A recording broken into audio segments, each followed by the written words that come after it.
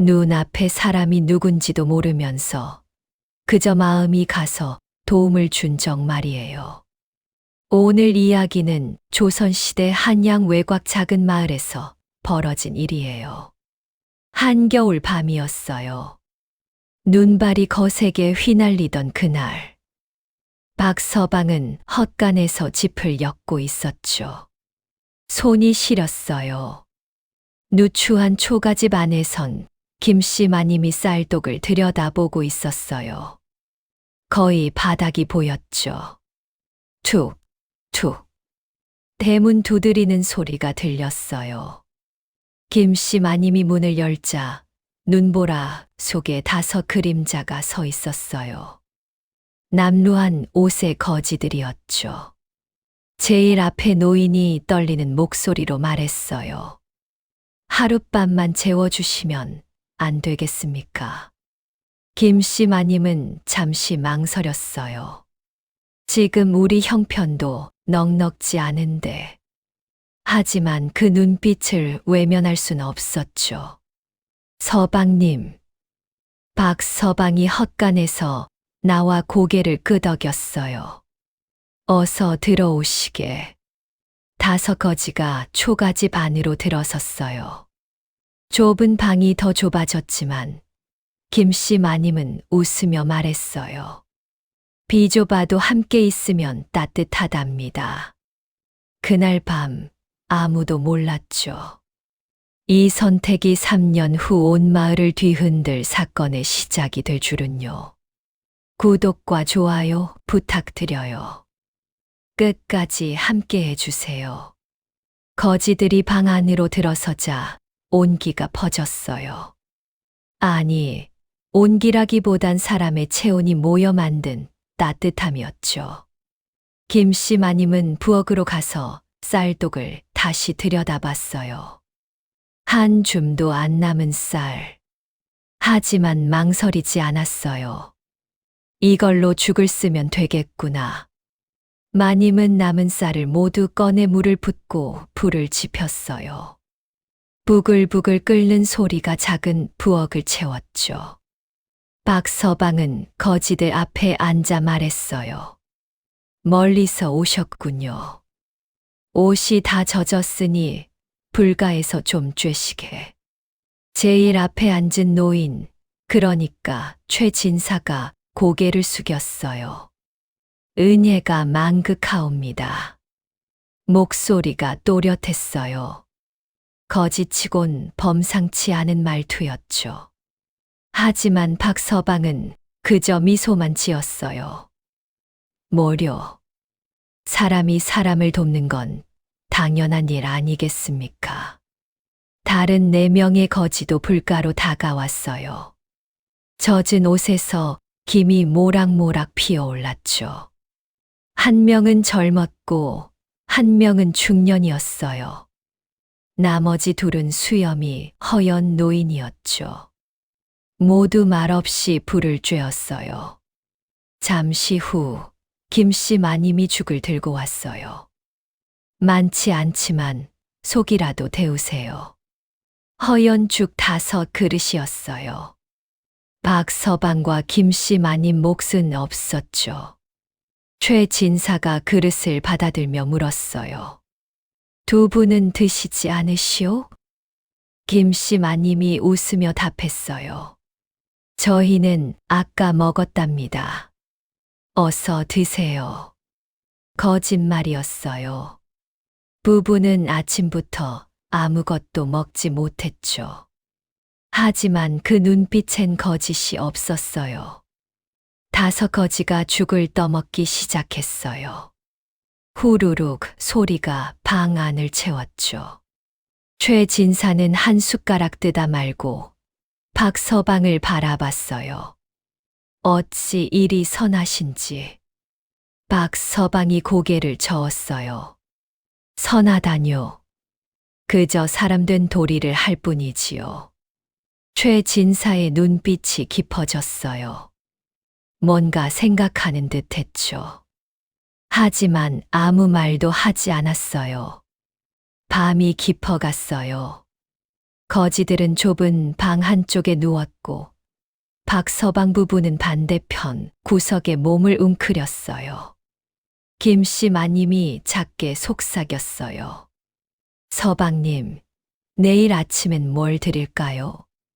박서방이 마님의 손을 꼭 잡았어요. 걱정 마시오. 하늘이 우릴 버리진 않을게요. 부부는 그렇게 잠들었어요. 다음 날 아침이었어요. 해가 떠올랐고 눈은 그쳤죠. 김씨 마님은 일찍 일어나 부엌으로 갔어요. 쌀독은 텅 비어 있었죠. 하지만 장독대의 된장이 조금 남아 있었어요. 이걸로 국이라도 끓여야지. 마님은 된장을 풀고 얼갈이 배추, 엿잎을 넣었어요. 보글보글 끓는 냄새가 퍼졌죠. 거지들이 하나둘 깨어났어요. 최진사가 일어나 박서방에게 말했어요. 은혜를 입었으니 이제 떠나야겠소. 박서방이 고개를 저었어요. 아침이라도 드시고 가시지요. 김씨 마님이 된장국과 보리밥을 내왔어요. 역시 부부 몫은 없었죠. 거지들이 식사를 마치고 일어섰어요. 최진사가 박서방 부부 앞에 무릎을 꿇었어요. 이 은혜 반드시 갚겠소. 목소리가 무거웠어요. 단순한 인사가 아니었죠. 약속이었어요. 박서방이 황급히 최진사를 일으켰어요. 무슨 말씀을? 그저 당연한 일을 했을 뿐입니다. 최진사가 박서방을 똑바로 바라봤어요. 당연한 일이라. 세상에 당연한 일을 하는 이가 몇이나 되겠소. 5 거지가 대문을 나섰어요. 김씨 마님이 손을 흔들었죠. 길 조심하세요. 거지들의 뒷모습이 멀어졌어요. 눈 쌓인 길을 따라 점점 작아져 갔죠. 그날 오후였어요. 마을 이정이 박서방의 집 앞을 지나가다 멈춰 섰어요. 어제 본 거지들 발자국이 대문 앞까지 나 있었거든요. 이정은 코웃음을 쳤어요. 박서방, 또 쓸데없는 짓을 했군. 이정의 이름은 조이정이었어요. 마을에서 제법 권력이 있는 자였죠. 탐욕스럽고 인색하기로 소문난 사람이었어요. 조이정이 박서방의 대문을 발로 차며 소리쳤어요. 박서방, 나와 보게. 박서방이 헛간에서 나왔어요. 무슨 일이십니까? 조이정이 비웃듯 말했어요.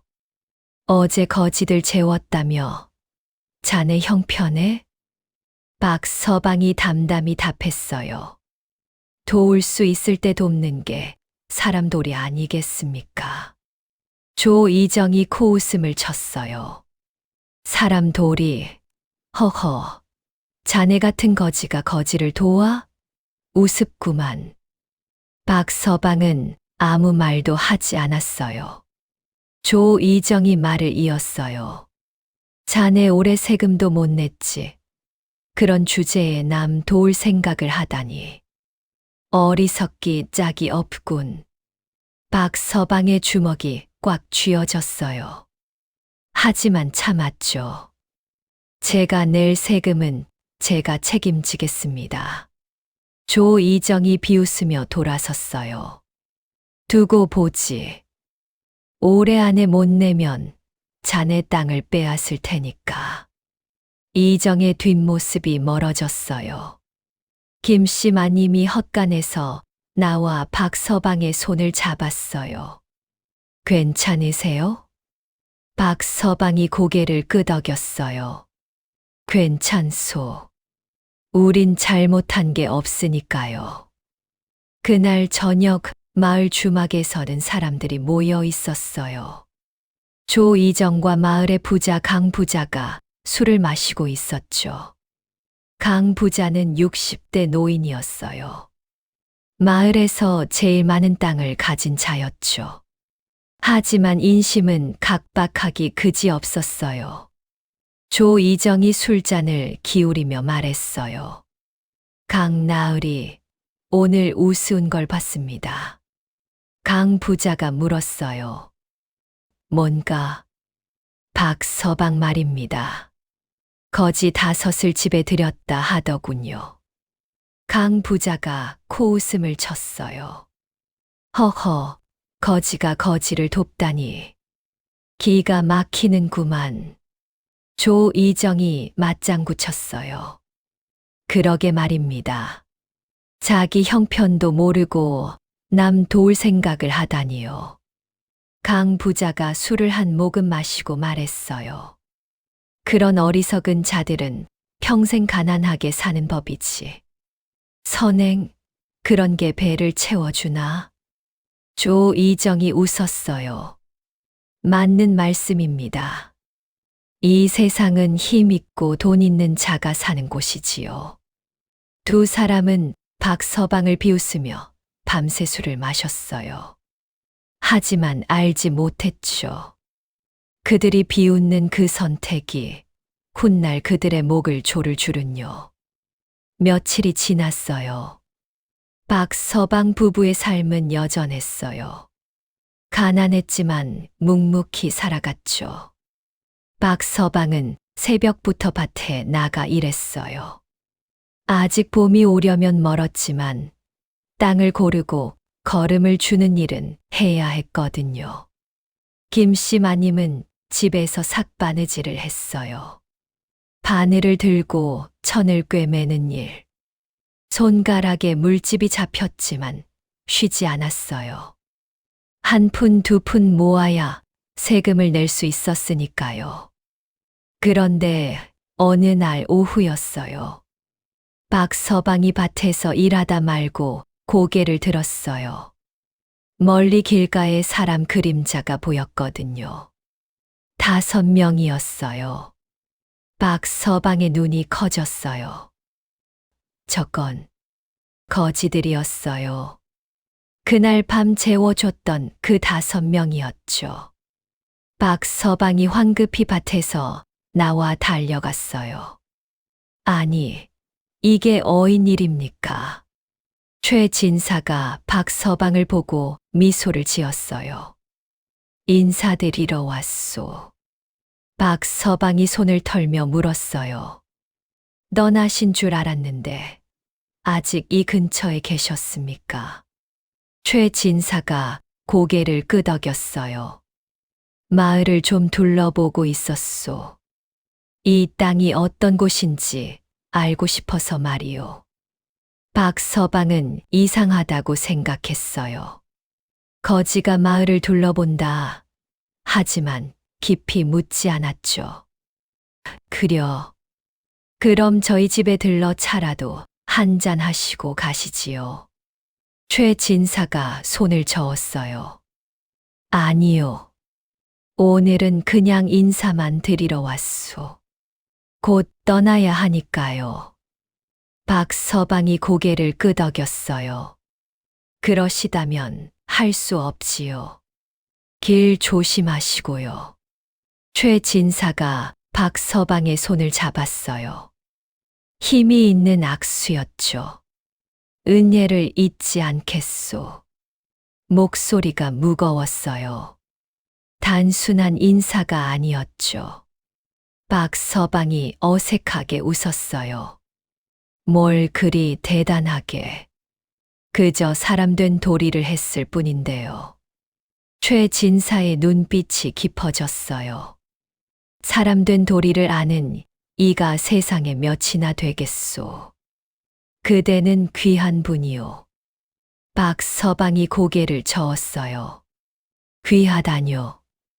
저는 그냥 가난한 농부일 뿐입니다.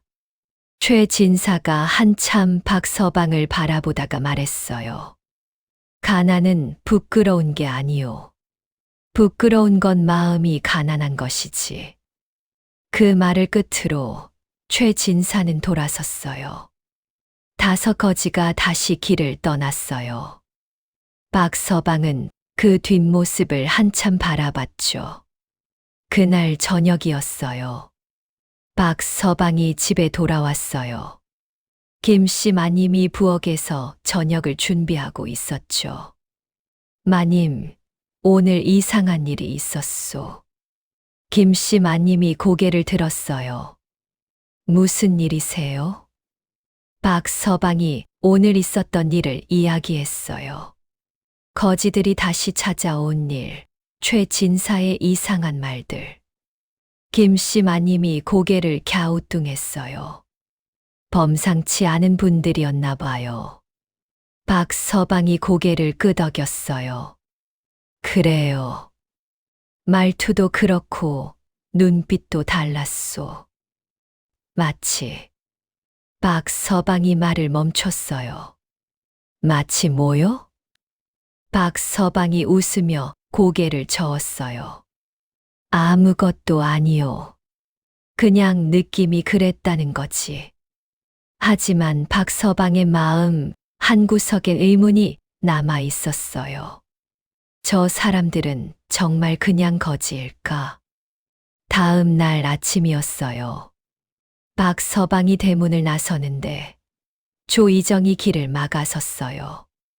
박서방, 세금 낼 준비는 됐나?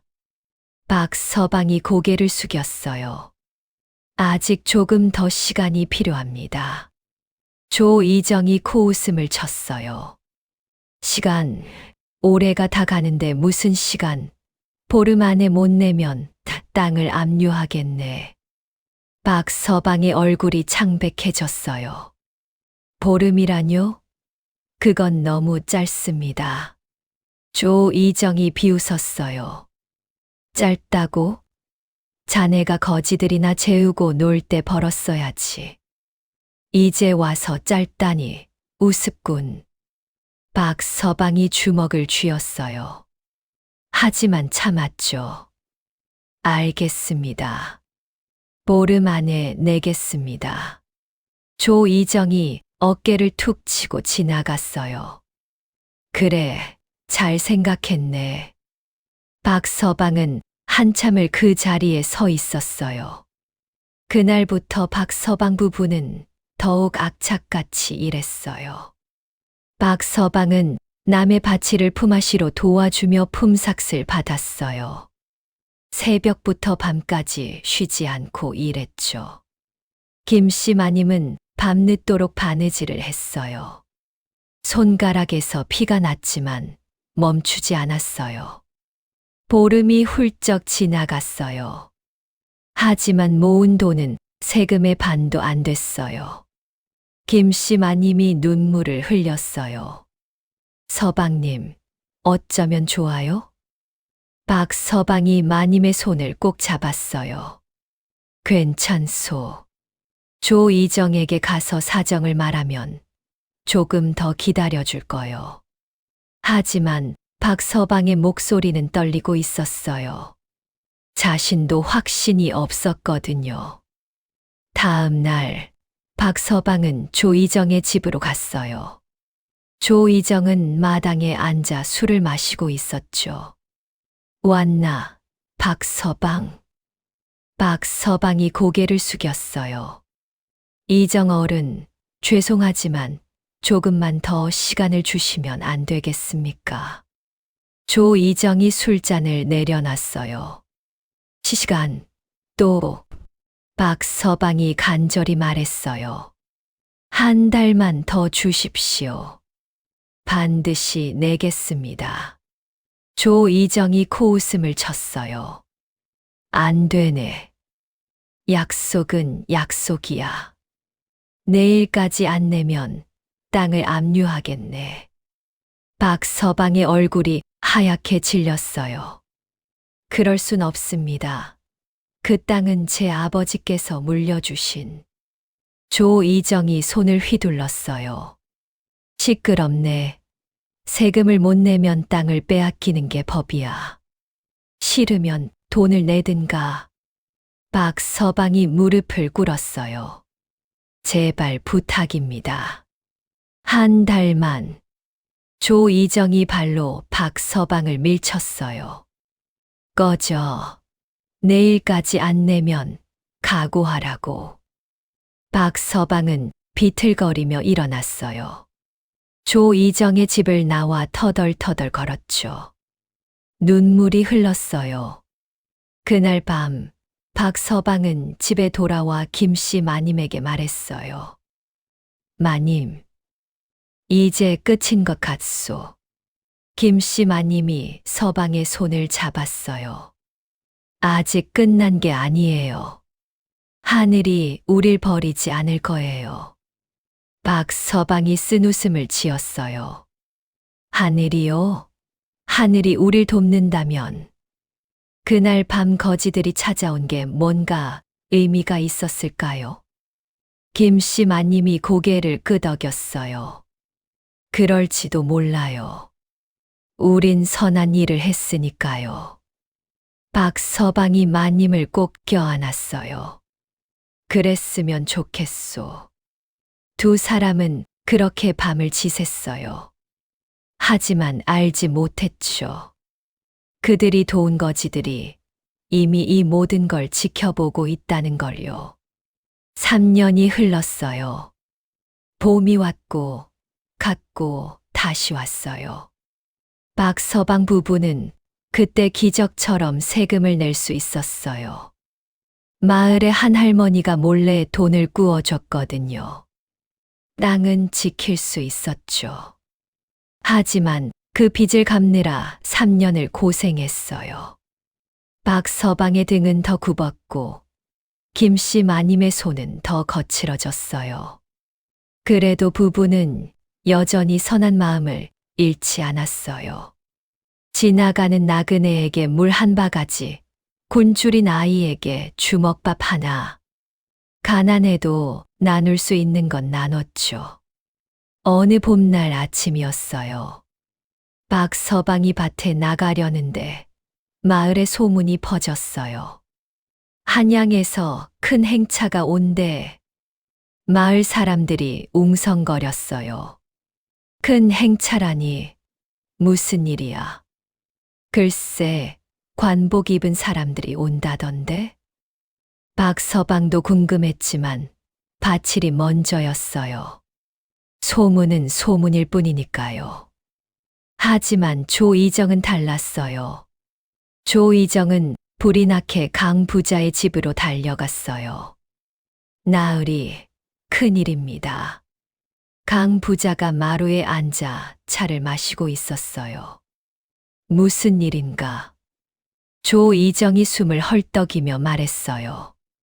한양에서 관리들이 온다고 합니다. 강 부자의 얼굴이 굳었어요. 관리, 무슨 일로? 조이정이 고개를 저었어요. 그건 모르겠습니다. 하지만 필시 조사를 나온 게 아닐까요? 강 부자가 차를 내려놨어요. 조사하라. 혹시 우리가 한 일들이 들통난 건 아니겠지. 조이정이 황급히 말했어요. 설마요. 우린 조심스럽게 했는걸요. 아무도 모를 겁니다. 강 부자가 눈을 가늘게 떴어요. 그래도 조심해야 하네. 혹시 모르니 장부를 좀 정리하게. 조이정이 고개를 끄덕였어요. 알겠습니다. 두 사람은 서둘러 증거를 없애기 시작했어요. 부정한 세금 장부, 뇌물 기록들을 불태웠죠. 하지만 알지 못했어요. 이미 모든 게 늦었다는 걸요. 그날 오후였어요. 마을 입구에 화려한 행차가 나타났어요. 쿵, 쿵, 쿵. 북소리가 울렸어요. 붉은 깃발이 펄럭였고 말발굽 소리가 땅을 울렸죠. 마을 사람들이 몰려 나왔어요. 저게 뭐야? 관복 입은 사람들이다. 행차 앞에는 말을 탄 5명이 있었어요. 모두 화려한 관복을 입고 있었죠. 제일 앞에 노인이 말에서 내렸어요. 마을 사람들이 숨을 죽였어요. 그런데 저 얼굴 어디서 본 것 같은데. 박서방이 밭에서 달려왔어요. 사람들 틈을 비집고 앞으로 나갔죠. 그리고 얼어붙었어요. 저 분은 3년 전 그 거지였어요. 아니, 거지가 아니었어요. 화려한 관복, 위험 있는 자세. 완전히 다른 사람이었죠. 최진사. 아니, 이제는 최진사라고 부를 수 없었어요. 노인이 입을 열었어요. 나는 형조판서 최윤겸이다. 목소리가 마을 전체에 울려 퍼졌어요. 마을 사람들이 와르르 무릎을 꿇었어요. 형조판서라니 조정의 고위 관료가 아닌가. 박서방도 무릎을 꿇었어요. 손이 떨렸죠. 최윤겸이 마을 사람들을 둘러봤어요. 3년 전 나는 이 마을에 온 적이 있다. 사람들이 웅성거렸어요. 3년 전? 최윤겸이 말을 이었어요. 그때 나는 거지 행색으로 왔었지. 이 마을의 진짜 모습을 보기 위해서였다. 마을이 쥐죽은 듯 조용해졌어요. 최윤겸이 계속 말했어요. 그 추운 겨울밤, 나와 내 부하들은 굶주리고 얼어붙어 있었다. 하지만 이 마을의 대부분은 우리를 외면했지. 사람들이 고개를 숙였어요. 최윤겸의 목소리가 높아졌어요. 하지만 단 한 사람, 아니 한 쌍의 부부만이 우리를 따뜻이 맞아줬다. 최윤겸이 박서방을 가리켰어요. 저 사람이다. 모든 시선이 박서방에게 쏠렸어요. 박서방은 그저 멍하니 서 있었죠. 최윤겸이 박서방 앞으로 걸어왔어요. 그대는 나를 기억하는가? 박서방이 떨리는 목소리로 답했어요. 기억합니다. 그날 밤, 최윤겸이 고개를 끄덕였어요. 그렇다. 그날 밤, 그대 부부는 자신들도 굶주리면서 우리에게 죽을 끓여줬지. 마지막 쌀을 다 내줬다. 박서방이 손을 흔들었어요. 아닙니다. 그건 그냥. 최윤겸이 박서방의 말을 막았어요. 그냥이 아니다. 그건 진정한 선행이었다. 대가를 바라지 않는 순수한 마음에서 우러난 행동이었지. 박서방의 눈에 눈물이 고였어요. 최윤겸이 마을 사람들을 돌아봤어요. 나는 3년간 이 마을을 지켜봤다. 이정과 부자들이 어떤 짓을 저질렀는지 모두 알고 있다. 조이정과 강 부자의 얼굴이 새하얗게 질렸어요. 최윤겸이 손을 들었어요. 조이정, 강성문, 앞으로 나오라. 조이정과 강 부자가 떨며 앞으로 나왔어요. 최윤겸이 냉정하게 말했어요. 너희의 죄목을 낭독하겠다. 뒤에 서 있던 관리 하나가 두루마리를 펼쳤어요. 조이정, 마을 이정의 직분을 이용해 백성들에게 부당한 세금을 징수했으며 목소리가 또렷했어요. 강성문, 토지를 불법으로 빼앗고 소장료를 과다하게 받았으며 죄목이 끝도 없이 이어졌어요. 조이정과 강 부자는 땅에 엎드려 떨고 있었죠. 최윤겸이 말했어요. 너희는 3년 전 나를 비웃었지. 박서방이 거지를 도왔다고 조롱했다. 조이정이 울먹이며 말했어요. 죄송합니다. 몰랐습니다. 최윤겸이 차갑게 웃었어요. 몰랐다고? 아니다. 너희는 알고 있었다. 단지 힘이 없는 사람은 짓밟아도 된다고 생각했을 뿐이지. 강 부자가 머리를 조아렸어요. 살려주십시오. 다시는 그러지 않겠습니다. 최윤겸이 고개를 저었어요. 늦었다. 너희의 죄는 이미 조정에 보고됐다.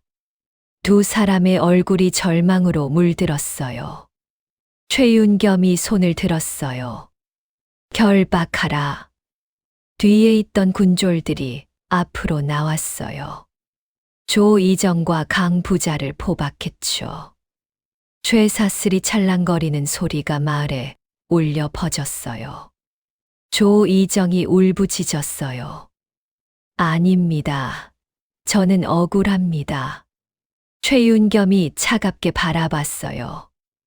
억울하다고 박서방에게 땅을 빼앗으려 한 것도 세금을 부당하게 징수한 것도 다 증거가 있다. 강 부자도 발버둥 쳤어요. 저에겐 가족이 있습니다. 자식들은 어쩌란 말입니까? 최윤겸의 눈빛이 더욱 차가워졌어요. 가족, 그럼 내가 땅을 빼앗은 백성들의 가족은 굶주려 죽어간 아이들은? 강 부자가 할 말을 잃었어요. 최윤겸이 마을 사람들을 둘러봤어요. 이 마을에 이 두 사람에게 피해를 입은 자가 있는가? 잠시 침묵이 흘렀어요.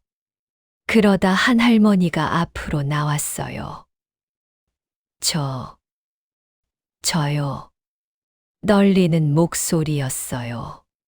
최윤겸이 고개를 끄덕였어요. 말해보시오. 할머니가 조이정을 가리켰어요. 저 사람이 제 아들 땅을 빼앗았습니다. 세금을 못 낸다며. 할머니의 눈에서 눈물이 흘렀어요. 아들은 그 충격으로 병을 얻어 죽었습니다. 마을 사람들이 술렁였어요. 또 다른 남자가 나왔어요. 저도 피해를 봤습니다. 강 부자가 제 소장료를 2배로 올렸습니다. 1명, 2명 사람들이 계속 나왔어요. 억울한 사연들이 쏟아졌죠. 최윤겸은 모든 이야기를 들었어요. 고개를 끄덕이며 하나하나 기록하게 했죠. 조이정과 강 부자는 점점 고개를 떨구었어요. 최윤겸이 다시 입을 열었어요. 이제 판결을 내리겠다. 마을이 조용해졌어요. 조이정, 너는 이정의 직분을 남용하여 백성을 수탈했다. 그 죄로 관직을 박탈하고 한양으로 압송한다.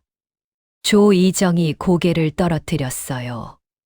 강성문, 너는 토지를 불법으로 빼앗고 백성을 착취했다. 그 죄로 재산을 몰수하고 유배형에 처한다. 강 부자가 주저앉았어요. 최윤겸이 말을 이었어요. 그리고 너희가 부당하게 빼앗은 모든 땅과 재물은 원래 주인에게 돌려준다. 마을 사람들의 눈이 커졌어요. 정말입니까? 우리 땅을 돌려받을 수 있단 말입니까? 최윤겸이 고개를 끄덕였어요. 그렇다. 정의는 반드시 실현되어야 한다. 마을에 환호성이 터졌어요. 와, 고맙습니다. 사람들이 눈물을 흘렸어요. 기쁨의 눈물이었죠. 군졸들이 조이정과 강 부자를 끌고 갔어요. 두 사람의 뒷모습이 처량했어요. 하지만 아무도 동정하지 않았죠. 최윤겸이 박서방에게 다가왔어요. 박서방은 여전히 멍한 얼굴이었죠. 그대 덕분이요. 박서방이 고개를 저었어요. 아닙니다. 저는 아무것도. 최윤겸이 박서방의 어깨에 손을 얹었어요. 그대는 가장 어려울 때 남을 도왔소. 그 마음이 이 모든 걸 가능하게 했다. 박서방의 눈에 눈물이 고였어요. 최윤겸이 미소를 지었어요. 3년 전 그날 밤 나는 그대를 시험한 게 아니었소. 단지 진짜 선한 사람이 있는지 보고 싶었을 뿐이지. 박서방이 떨리는 목소리로 물었어요. 그럼 일부러 거짓, 행색으로 온 겁니까? 최윤겸이 고개를 끄덕였어요. 그렇소. 권력을 가진 자의 모습으로는 진짜 사람의 마음을 볼 수 없으니까. 박서방이 고개를 숙였어요. 황송합니다. 최윤겸이 박서방을 일으켰어요. 황송할 것 없소. 그대는 진정한 선비요. 그때 김씨 마님이 집에서 뛰어나왔어요. 서방님. 마님은 눈물을 흘리며 박서방을 껴안았죠. 최윤겸이 두 사람을 따뜻하게 바라봤어요. 최윤겸이 부하 한 명에게 신호를 했어요. 부하가 큰 보따리를 가져왔죠. 이것은 박서방이 의아한 얼굴로 물었어요. 최윤겸이 보따리를 풀었어요. 안에는 은자와 곡식이 가득했어요. 이건 조정에서 내린 포상이요. 박서방이 손을 저었어요. 아닙니다. 이건 너무 과분합니다. 최윤겸이 고개를 저었어요. 과분하지 않소. 그대가 마땅히 받아야 할 것이요. 김씨 마님도 눈물을 흘렸어요. 감사합니다. 정말 감사합니다. 최윤겸이 말을 이었어요. 그리고 하나 더 있소. 박서방이 고개를 들었어요. 조정에서 그대에게 관직을 제안했소. 마을에 이정이 되지 않겠는가. 박서방의 눈이 커졌어요. 저에게 이정 자리를요? 최윤겸이 고개를 끄덕였어요. 그렇소. 그대 같은 사람이 백성을 이끌어야 한다. 박서방이 잠시 생각했어요. 그리고 고개를 저었어요. 죄송하지만 거절하겠습니다. 최윤겸이 의아한 표정을 지었어요. 왜지? 박서방이 미소를 지었어요. 저는 그냥 농부로 사는 게 좋습니다. 밭을 갈고 씨를 뿌리고 땀 흘려 일하는 게 제 삶이니까요. 최윤겸이 한참 박서방을 바라보다가 웃었어요. 역시 그대는 진정한 선비로구나. 박서방이 고개를 숙였어요. 최윤겸이 말했어요. 좋소. 그럼 이 재물만이라도 받으시오. 그리고 이 마을을 잘 보살펴 주시오. 박서방이 고개를 끄덕였어요. 그러겠습니다. 해가 저물었어요. 최윤겸 일행은 떠날 준비를 했어요. 마을 사람들이 모두 나와 배웅했죠. 형조 판서님, 고맙습니다. 은혜를 잊지 않겠습니다. 최윤겸이 말에 올라타며 마지막으로 박서방을 바라봤어요. 그대의 선함이 이 세상을 조금 더 밝게 만들었소. 박서방이 고개를 숙였어요. 최윤겸 일행이 말을 달렸어요. 마을 사람들이 손을 흔들었죠. 행차가 멀어지고 해가 완전히 졌어요. 박서방과 김씨 마님은 손을 꼭 잡고 서 있었어요. 마님이 작게 속삭였어요. 서방님, 우리 잘한 거죠? 박서방이 고개를 끄덕였어요. 그럼요. 우린 사람된 도리를 했을 뿐이요. 두 사람은 웃으며 집으로 돌아갔어요. 그날 밤 마을은 축제 분위기였어요. 악인들은 벌을 받았고 선한 이들은 보상을 받았으니까요. 정의는 더디지만 결국 실현됐어요. 그날 이후 박서방 부부의 삶이 바뀌었어요. 아니, 바뀌었다기보단 조금 나아졌다고 해야 할까요? 최윤겸이 주는 자와 곡식으로 부부는 빚을 모두 갚았어요. 그리고 새 농기구도 샀죠. 하지만 부부의 마음은 변하지 않았어요. 여전히 가난한 이웃을 돌봤고 지나가는 나그네에게 물을 떠줬어요. 어느 봄날이었어요. 박서방이 밭을 갈고 있는데 김씨 마님이 소리쳤어요. 서방님, 손님이 오셨어요. 박서방이 호미를 내려놓고 집으로 달려갔어요. 대문 앞에는 낯선 노인이 서 있었죠. 노인의 옷은 허름했지만 눈빛은 맑았어요. 어르신, 누구십니까? 노인이 미소를 지었어요. 나그네요. 길을 가다 목이 말라서 물 한 바가지만 얻을 수 있을까요? 김씨 마님이 서둘러 물을 떠왔어요. 여기 있습니다.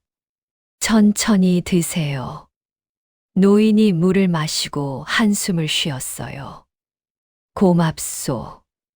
이런 인심을 보기가 쉽지 않은데. 박서방이 웃었어요. 뭐려. 당연한 일이지요. 노인이 박서방을 똑바로 바라봤어요. 당연한 일이라. 참 귀한 말씀이요. 노인은 잠시 머뭇거리다가 품에서 무언가를 꺼냈어요. 작은 주머니였어요. 이걸 받으시오. 박서방이 손을 저었어요. 아닙니다. 물 한 바가지 드렸을 뿐인데 어찌. 노인이 주머니를 박서방 손에 쥐어줬어요. 받으시오. 이건 보답이 아니라 인연이요. 그 말을 끝으로 노인은 돌아섰어요. 박서방이 뒤를 쫓으려 했지만 노인은 이미 멀리 가 있었죠. 김씨 마님이 주머니를 열었어요. 안에는 은자 몇 냥이 들어 있었어요. 서방님, 이게. 박서방도 놀랐어요. 이 노인은 대체 누구였을까? 두 사람은 한참을 노인이 사라진 길을 바라봤어요. 그런 일이 한두 번이 아니었어요. 어떤 날은 행상이 찾아와 곡식을 팔고 갔고, 어떤 날은 스님이 찾아와 복을 빌어줬어요. 모두 박서방 부부의 선행을 듣고 온 사람들이었죠. 마을 사람들도 변했어요. 예전엔 박서방 부부를 비웃던 사람들이 이제는 존경했어요. 어르신, 제 밭 좀 봐주실 수 있을까요? 박서방님, 이 곡식 좀 나눠주실 수 있나요? 박서방은 누구에게나 친절했어요. 도울 수 있는 건 돕고 나눌 수 있는 건 나눴죠. 김씨 마님도 마찬가지였어요. 아픈 사람이 있으면 죽을 끓여주고 외로운 노인이 있으면 말벗이 되어줬어요. 마을 전체가 따뜻해졌어요. 한 해가 지났어요. 어느 가을날 박서방이 밭에서 추수를 하고 있었어요. 올해는 풍년이었어요. 벼가 황금빛으로 익어 고개를 숙이고 있었죠. 김씨 마님도 옆에서 별을 베고 있었어요. 서방님, 올해는 정말 잘 됐어요. 박서방이 고개를 끄덕였어요. 그러게요. 하늘이 우릴 돕는 것 같소. 김씨 마님이 웃었어요. 하늘이 아니라 우리가 심은 선행이 돌아온 거예요. 박서방이 마님을 바라봤어요. 그렇소. 우리가 심은 씨앗이 열매를 맺은 거지. 두 사람은 웃으며 추수를 계속했어요. 그날 저녁 집으로 돌아온 부부는 마루에 앉았어요. 달이 밝았어요. 은은한 달빛이 마당을 비췄죠. 김씨 마님이 말했어요. 서방님, 생각해보면 참 신기해요. 뭐가요? 3년 전 그날 밤 거지들을 재웠던 게 이 모든 걸 바꿨잖아요. 박서방이 고개를 끄덕였어요. 그렇지요. 하지만 우린 그저 당연한 일을 했을 뿐이요. 김씨 마님이 서방의 손을 잡았어요. 그 당연한 일을 하는 사람이 많지 않으니까 이런 결과가 온 거예요. 박서방이 마님을 바라봤어요. 당신도 같은 마음이었으니까 가능했던 거요. 혼자였다면 못했을 거요. 두 사람은 손을 꼭 잡고 달을 바라봤어요. 마을에서는 박서방 부부에 대한 소문이 퍼졌어요. 이웃 마을에도 그 너머 마을에도 거지를 도왔더니 형조판서였다더라. 선한 사람에겐 복이 온다더라. 사람들은 박서방 부부의 이야기를 전했어요. 그리고 자신들도 선행을 실천하기 시작했죠. 어느 날, 한 젊은이가 박서방을 찾아왔어요. 어르신, 가르침을 주십시오. 박서방이 의아한 얼굴로 물었어요. 가르침이라뇨? 젊은이가 고개를 숙였어요. 어떻게 하면 어르신처럼 선한 마음을 가질 수 있습니까? 박서방이 웃었어요. 특별한 건 없네. 그냥 눈앞에 사람을 외면하지 않으면 되는 거야. 젊은이가 고개를 들었어요. 그게 다입니까? 박서방이 고개를 끄덕였어요. 그게 다일세. 어려운 사람을 보면 돕고 굶주린 사람을 보면 먹이고 그저 사람된 도리를 하는 거지. 젊은이가 깊이 절했어요. 명심하겠습니다. 젊은이는 돌아갔고 박서방은 다시 밭으로 갔어요. 세월이 흘렀어요. 박서방과 김씨 마님은 늙어갔지만 마음만은 여전했어요. 마을은 점점 풍요로워졌어요. 사람들이 서로 돕고 나누며 살았으니까요. 조 이정과 강 부자가 저지른 악행의 흔적은 사라졌어요. 대신 선한 마음들이 마을을 채웠죠. 어느 겨울날 박서방이 마당에 서서 하늘을 바라봤어요. 눈이 내리고 있었어요. 3년 전, 아니 이제는 몇 년 전인지도 모르겠는 그날 밤이 떠올랐죠. 거지 5명이 대문을 두드리던 그 순간 박서방은 미소를 지었어요. 그때 문을 열길 잘했어. 김씨 마님이 옆으로 왔어요. 뭐가요? 박서방이 마님의 손을 잡았어요. 그날 밤 거지들을 들인 것 말이오. 그 선택이 우리 인생을 바꿨소. 김씨 마님이 웃었어요. 아니에요. 우리 인생을 바꾼 게 아니라 우리가 원래 가진 마음을 드러낸 거예요. 박서방이 고개를 끄덕였어요.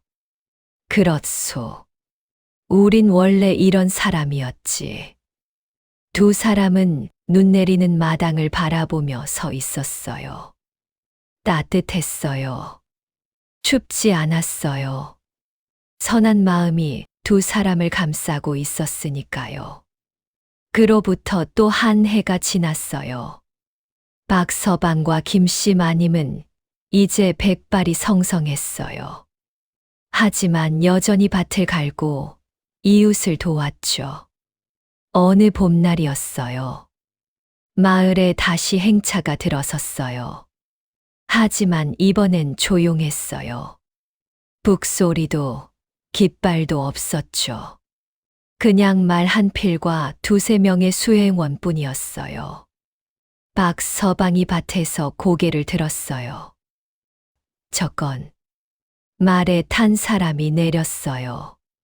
최윤겸이었어요. 하지만 예전과 달랐어요. 더 늙었고 더 수척해 보였죠. 박서방이 황급히 밭에서 나와 달려갔어요. 형조판서님, 최윤겸이 미소를 지었어요. 오랜만이요, 박서방. 박서방이 허리를 굽혔어요. 어인 일로 오셨습니까? 최윤겸이 주위를 둘러봤어요. 그냥 보고 싶었소. 박서방의 눈이 커졌어요. 보고 싶으셨다니요. 최윤겸이 고개를 끄덕였어요. 그렇소. 이 마을이 그대가 어떻게 지내는지 궁금했소. 김씨 마님이 집에서 나왔어요. 형조판서님, 어서 안으로 드세요. 최윤겸이 손을 저었어요. 아니요. 오래 있을 수 없소. 잠시 인사만 하러 왔소. 하지만 김씨 마님은 고집을 부렸어요. 안 됩니다. 이렇게 오셨는데 그냥 보낼 순 없어요. 최윤겸이 웃으며 고개를 끄덕였어요. 그럼 잠시만 들르겠소. 세 사람은 집 안으로 들어갔어요. 김씨 마님이 차를 내왔어요. 소박하지만 정성이 담긴 차였죠. 최윤겸이 차를 마시며 말했어요. 여전히 따뜻한 집이로군요. 박서방이 웃었어요. 변한 게 없지요. 여전히 가난하고 여전히 좁고. 최윤겸이 고개를 저었어요. 아니요. 가장 중요한 건 변하지 않았지만 많은 게 변했소. 박서방이 고개를 갸우뚱했어요. 최윤겸이 창밖을 바라봤어요. 이 마을을 보시오. 예전엔 사람들이 서로를 경계하고 비웃었소. 하지만 지금은 다르지. 박서방이 창밖을 봤어요. 마을 사람들이 웃으며 이야기하고 있었어요. 아이들이 뛰어놀고 노인들이 마루에 앉아 담소를 나누고 있었죠. 최윤겸이 말을 이었어요. 이게 다 그대 덕분이요. 박서방이 손을 저었어요. 아닙니다. 저는 아무것도. 최윤겸이 박서방의 말을 막았어요. 그대는 씨앗을 심었소. 선한 마음이라는 씨앗을 말이오. 그 씨앗이 자라 이제 숲이 된 거지. 최윤겸이 품에서 무언가를 꺼냈어요. 작은 나무 패였어요. 이걸 드리고 싶소. 박서방이 패를 받아들었어요. 패에는 글자가 새겨져 있었어요. 선심호보산 싱하버. 선한 마음에는 좋은 보답이 온다는 뜻이었죠. 박서방의 눈에 눈물이 고였어요. 감사합니다. 최윤겸이 일어섰어요. 이제 가야겠소. 김씨 마님이 황급히 말했어요. 벌써요? 저녁이라도 드시고 가세요. 최윤겸이 고개를 저었어요. 괜찮소. 오늘은 정말 인사만 하러 온 거니까. 박서방이 최윤겸을 배웅하려 일어났어요. 두 사람은 대문 밖으로 나왔어요. 최윤겸이 말에 올라타며 말했어요. 박서방, 그대는 훌륭한 사람이요. 박서방이 고개를 저었어요. 아닙니다. 저는 그냥 평범한 농부일 뿐입니다. 최윤겸이 미소를 지었어요. 그 평범함이 가장 어려운 거요. 가난해도 선함을 잃지 않는 것, 힘들어도 남을 돕는 것. 그게 진정한 위대함이요. 박서방이 허리를 굽혔어요. 명심하겠습니다.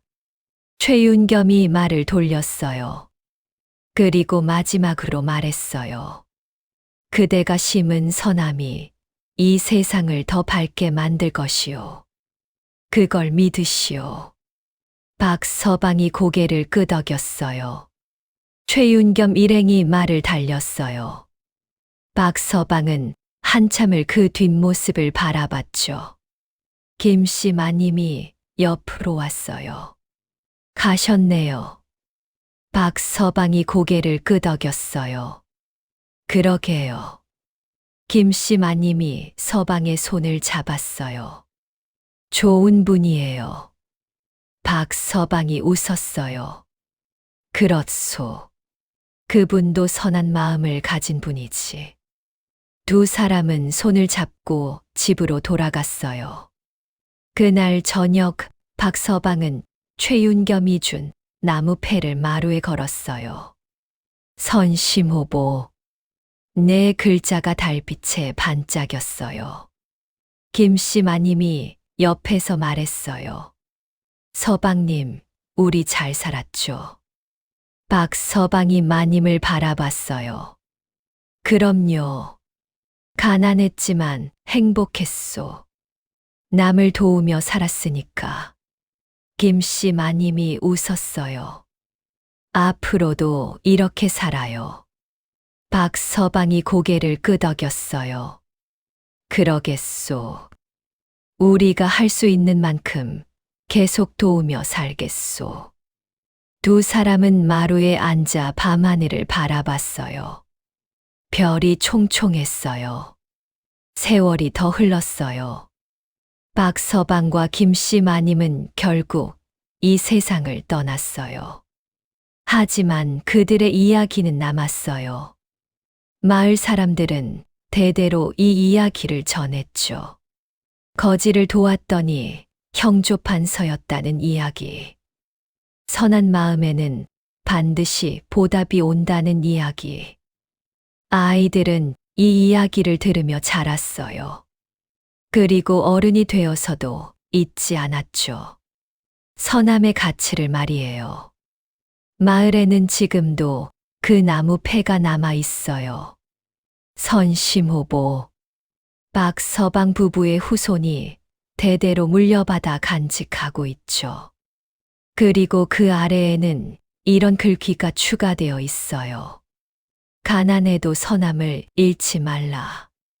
그것이 가장 큰 부이니. 이 글귀는 박서방이 생전에 남긴 말이었어요. 마지막 유언이었죠. 오늘도 그 마을에는 따뜻한 마음들이 살아 숨 쉬고 있어요. 사람들은 서로 돕고 나누며 살아가죠.